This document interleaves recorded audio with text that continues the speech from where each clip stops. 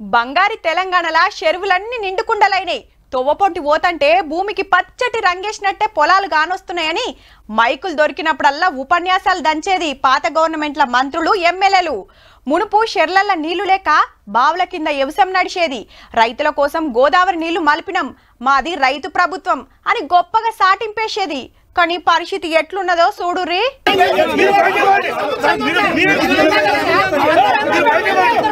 మొదలు మీరు బయటికి పోర్రని రైతులు, మీరే ఆగుర్రని ఆఫీసర్లు, పోలీసులు.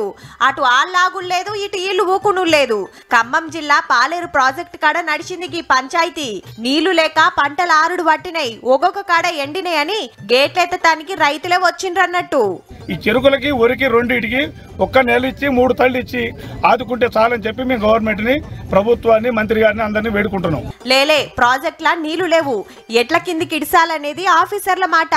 అయినా సుత పాత కాలువ గేట్లు ఎత్తనే ఎత్తిండ్రు రైతులు.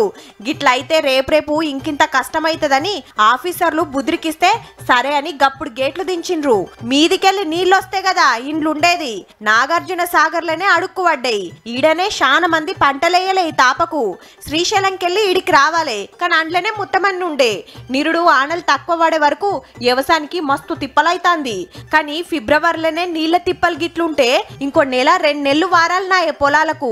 అప్పటికి ఇంకెంత గోసుంటదో పో.